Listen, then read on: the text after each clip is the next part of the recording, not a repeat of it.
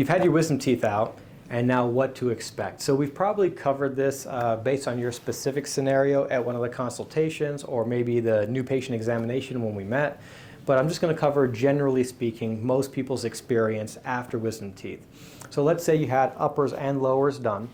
Typically speaking, the uppers are way easier than the bottom. The healing on the upper is really not going to be a huge issue. But if you do have soreness on the upper for whatever reason, I want you to give us a call, because the vast majority of the population are going to feel more soreness on the bottom than the uppers. The uppers just heal really, really well. Now with the lowers, they're all the way back there. And the muscles that open and close your mouth, they're like belt straps. It's called the masseteric muscle, and they insert right where those wisdom teeth are. So every time you chew and laugh and have a meal and, talk to anyone, it kind of just messes around with the surgical site because the muscles are right there as well. Two, you get gravity working against you, so every time you have a meal, food gets back there. It's a hard area to clean nonetheless, and then it just kind of gets in there. We used to give patients little syringes to rinse them out, or patients would water pick those areas out. What we found is you can over clean a site that needs to heal. If you over clean it, you can actually create a dry socket.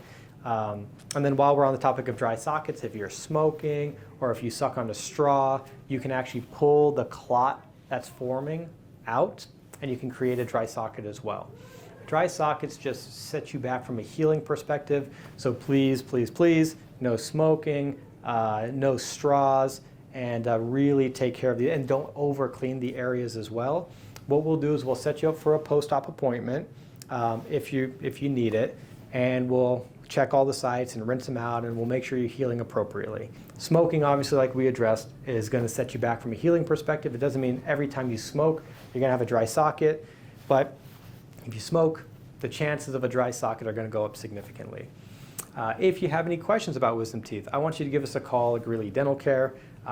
Your specific case, we're going to look at your x-rays. We're going to kind of talk about what you experienced throughout the procedure. We'll be able to kind of answer it. But most of the time, wisdom teeth are so straightforward and easy, especially if you're getting them out in a timely fashion, that it's going to be smooth sailing. We'll just rinse it out one time, and everything should be good. You're going to be sore for a few days.